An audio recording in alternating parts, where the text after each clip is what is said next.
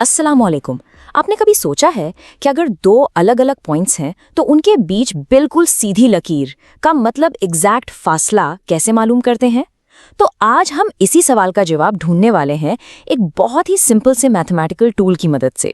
और आप यकीन करें, इसके पीछे जो सीक्रेट है ना, वो आप शायद पहले से ही जानते हैं। चलिए एक सिचुएशन इमेजिन करते हैं। एक आर्किटेक्ट है जो एक पार्क डिजाइन कर रहा है। उसके प्लान पे दो बिल्डिंग्स हैं। एक बिल्डिंग के कोऑर्डिनेट्स हैं 10,8 और दूसरी के हैं 4,3। अब उस आर्किटेक्ट के लिए असल मसला ये है कि इन दोनों बिल्डिंग्स के बीच जो बिल्कुल सीधा फासला है, अ स्ट्रेट लाइन डिस्टेंस, वो कितना है? कैसे पता लगाएं? इस तरह की प्रॉब्लम्स के लिए मैथमेटिक्स ने हमें एक बहुत ही परफेक्ट और जबरदस्त टूल दिया है और इसका नाम है द डिस्टेंस फॉर्मूला। चलिए देखते हैं कि ये है क्या। ओके, तो ये है हमारा डिस्टेंस फॉर्मूला। देखने में थोड़ा सा कॉम्प्लिकेटेड लग सकता है ना, पर असल में ये बहुत आसान है। देखें, ये जो d है इसका मतलब है डिस्टेंस और x1, y1 हमारे पहले पॉइंट के कोऑर्डिनेट्स हैं, जबकि x2, y2 हमारे दूसरे पॉइंट के। सिंपल। अब फॉर्मूला तो देख लिया, पर सवाल ये है कि इसको यूज कैसे करना है। डोंट वरी, बिल्कुल परेशान नहीं होना। हम इसको बहुत ही आसान से स्टेप्स में तोड़ेंगे और साथ मिलके सॉल्व करेंगे। रेडी?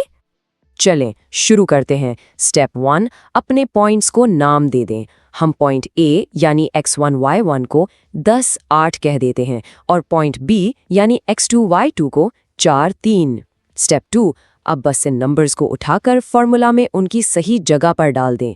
फिर स्टेप 3, जो ब्रैकेट्स के अंदर सब्ट्रैक्शन है उसको सॉल्व करें। स्टेप 4, जो भी जवाब आए उनका स्क्वायर ले लें और बिल्कुल आखिर में स्टेप 5, उन दोनों स्क्वायर्ड नंबर्स को आपस में ऐड कर दें। यहाँ देखें, लेफ्ट पे आपको ओरिजिनल फॉर्मूला नजर आ रहा है, ठीक? और राइट पे हमने सिंपली आर्किटेक्ट के दिए हुए कोऑर्डिनेट्स डाल दिए हैं।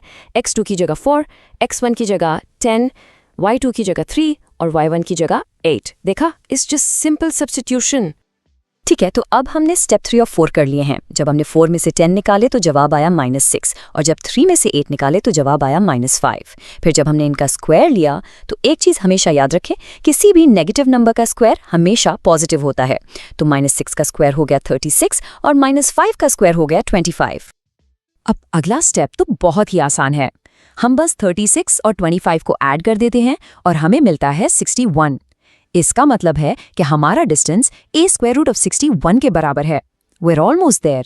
अपने फाइनल जवाब से बस एक कदम दूर हैं।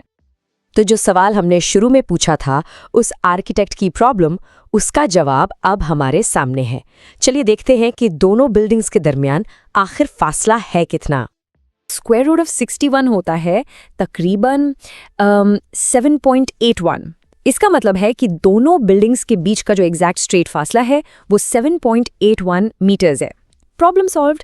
अब वो आर्किटेक्ट आराम से अपना काम आगे बढ़ा सकता है। लेकिन एक मिनट, क्या आपने सोचा कि ये फॉर्मूला काम कैसे करता है? मतलब ये आया कहाँ से? ये कोई जादू नहीं है। इसके पीछे एक बहुत ही फेमस मैथमेटिकल थ्योरम छुपा हुआ है जिसके बारे में आप सबने यकीनन सुना होगा।